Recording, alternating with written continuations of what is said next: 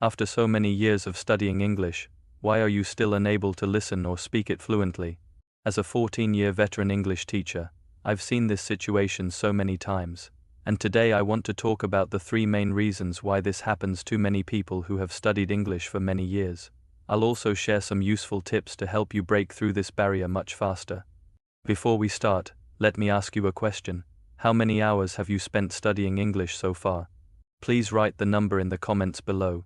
The first reason is that most learners spend way too much time learning grammar and vocabulary instead of practicing how to communicate in English.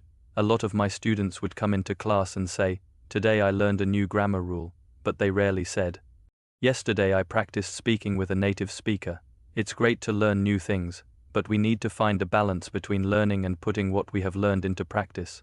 The more we practice, the more natural our movements become. The same goes for learning a language.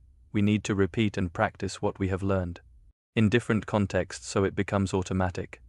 Otherwise, we will struggle every time we try to use it. It's like trying to remember a phone number you've never memorized. When we learn English through memorization and repetition, we create a big gap between passive skills, which are listening and reading, and active skills, which are speaking and writing. With passive skills, we understand what someone else says or what we read in a book, but with active skills, we need to produce the language ourselves. Some of my students were so shy to speak in front of others that they couldn't even speak when there was no one around them. So if you want to improve your listening and speaking skills, you need to practice them every day. Even if you don't have anyone to speak with, you can practice by recording yourself and listening back. I usually recommend that my students watch a 15-minute video or podcast in English every day and then practice imitating the speaker and pronouncing the words correctly. Then they can compare themselves to native speakers. The second reason is related to pronunciation. You might have a limited range of sounds in your native language. For example, in Vietnamese we don't have the V sound, so we pronounce van and want the same way. When you're learning a language with totally different sounds, you might struggle to recognize and differentiate all of the sounds. One of my favorite examples is the difference between the V and W sounds in English because the two sounds are almost identical. And for people whose native language doesn't have either V or W, the pronunciation of those two sounds can be completely random. This might cause some problems when you are listening to native speakers because you might hear one sound and think it is another sound. And if you're a beginner learner, you might not realize that there's a different word behind that sound. Or if you're a more advanced learner, you might get confused by the subtle differences between certain sounds. Furthermore, native speakers tend to pronounce these sounds very quickly, so you might completely miss them. The best solution for this is to start by learning the basic sounds of the language and then expand your knowledge as you progress.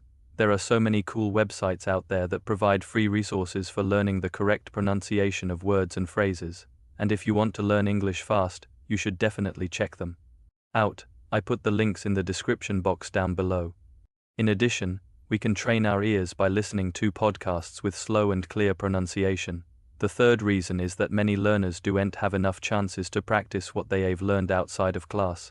When we don't use English regularly in our daily life, we tend to forget what we've learned and our skills regress. People who don't speak English regularly will lose the ability to speak English smoothly and fluently. One of the biggest problems here is that many people are afraid to make mistakes when they speak. They feel embarrassed and uncomfortable when they're corrected.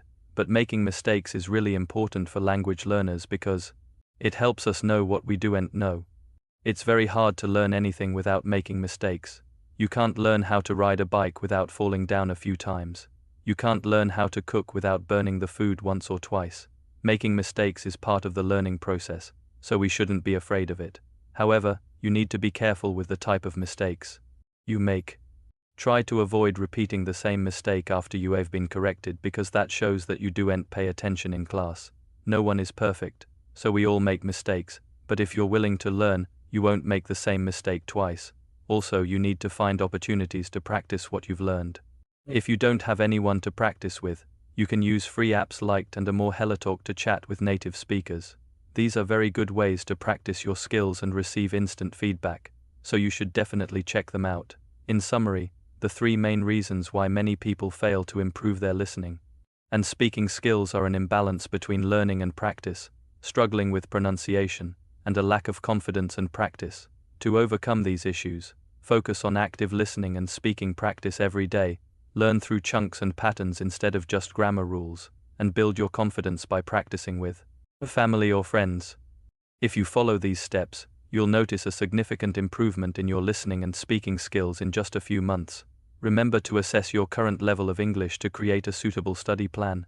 You can use free online tests to figure out where you need to focus on improving. You can find the link in the description box below.